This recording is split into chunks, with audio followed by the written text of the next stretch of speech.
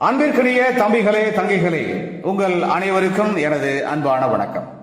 ஒவ்வொரு திருக்குறளின் மேன்மையான கருத்துக்களை இவ்வுலகெங்கும் வாழுகின்ற மாணவ மாணவியராகிய தாங்கள் அனைவரும் தெளிவாகவும் சிறப்பாகவும் அறிந்து உணர்ந்து உன்னதமான மேன்மையான ஒவ்வொரு திருக்குறளையும் அதில் சொல்லப்பட்டுள்ள உன்னதமான உயர்வான கருத்துக்களையும் நீங்கள் உங்களது தேர்வுகள் எழுதுவதற்கும் அதே சமயத்திலே அந்த மாண்புமிக்க மேன்மை தாங்கிய கருத்துக்களை கொண்டு உங்களுடைய வாழ்க்கை பயணத்தை, வாழ்க்கை பாதையை செம்மையாகவும் அன்புடனும் அறத்துடனும் மற்றும் ஆக சிறந்த அனைத்து விதமான திருக்குறளில் சொல்லப்பட்டுள்ள பண்பு நலன்கள் உடனும் அமைத்துக் கொள்ள உதவுவதே இந்த கருத்தாக்கத்தினுடைய நோக்கமாகும்.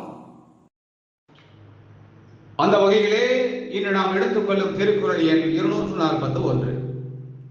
அறத்துப்பாலிலே துறவரவியலிலே அருளுடைமை என்கின்ற அதிகாரத்திலே அமைய பெற்றுள்ள அந்த திருக்குறள், அருட்செல்வம் செல்வத்துள் செல்வம், பொருட்செல்வம் பூரியார் கண்ணும் உல. அருட்செல்வம் செல்வத்துள் செல்வம், பொருட்செல்வம் பூரியார் கண்ணும் உல. நாம் இப்பொழுது இந்த திருக்குறளின் வார்த்தைகளுக்கு தனித்தனியாக பொருள் காணலாம். அருட்செல்வம் என்றால் கருணை என்கின்ற செல்வம். செல்வத்துள் செல்வம் என்றால் செல்வங்கள் பலவற்றுள்ளும் சிறந்த செல்வம். பொருட்செல்வம் என்றால் பொருள் செல்வம் என்பது பூரியார் கண்ணும் என்றால் இழிந்த அற்பர்களிடமும் உலை என்றால் இருக்கும்.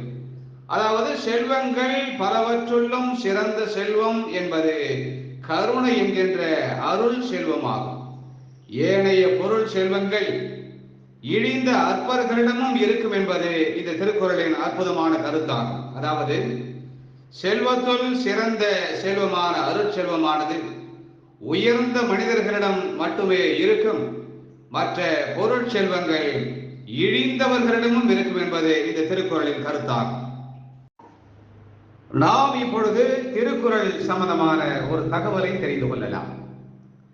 திருக்குறளிலே அதிகாரங்கள் இருக்க இயல்கள் என பிரிக்கப்பட்டுள்ளதே அது ஏன்? இயல்கள் என்றால் என்ன என்பதற்கான ஒரு விளக்கம். திருக்குறள் வாழ்க்கை இயலை போதிப்பது அல்லவா?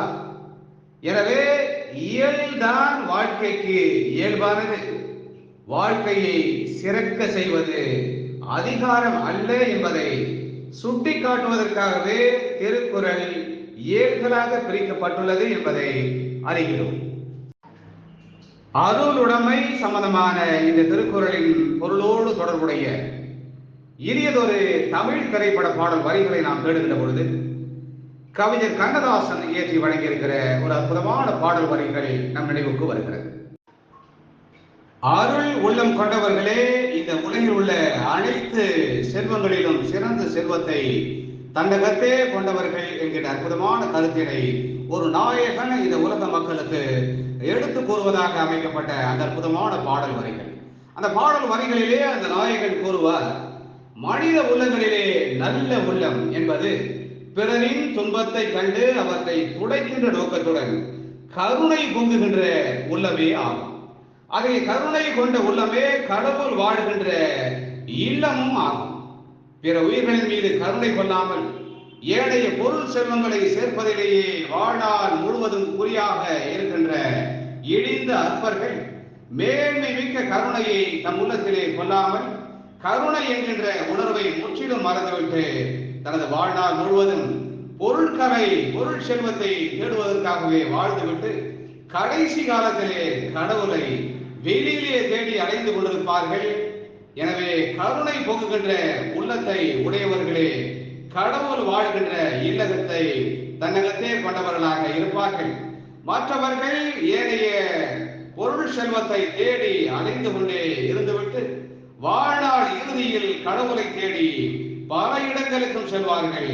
அவர்கள் இறுதி வரையில் கடவுளை காண இயலாது என்கின்ற அருமையான ஒரு கருத்தினை அந்த நாயகன் இந்த உலக மக்களுக்கு சிறப்பாக எடுத்துக் கூறுகின்ற அந்த மேன்மிக்க பாடல் வரிகள் இடம்பெற்ற திரைப்படம் 1961 வெளிவந்த பாவ மன்னிப்பு.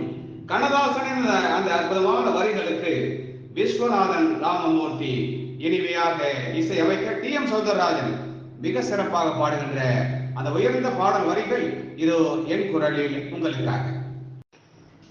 கருணை பொங்கும் உள்ளம் அது கடவுள் வாழும் இல்லம்.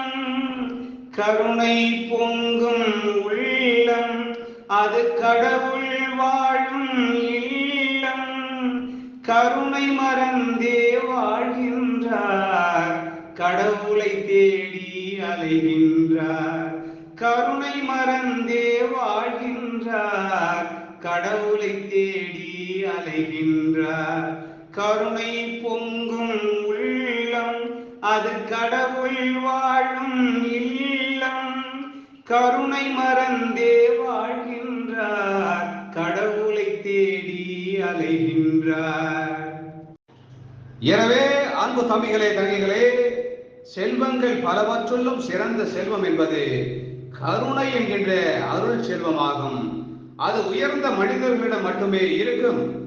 ஏனைய பொருள் செல்வங்கள் இழிந்த அற்பர்களிடமும் இருக்கும் என்கின்ற அருமையான கருத்தினை உணர்ந்து அருள் செல்வத்தினை நாம் அகத்தே கொண்டு சிறப்பாக கருணையுடன் இந்த வாழ்க்கையிலே வாழ்ந்து புகழும் மேன்மையும் பெறுவோம். மீண்டும் ஒரு எளிய திருக்குறள், திருக்குறள் எண் 242.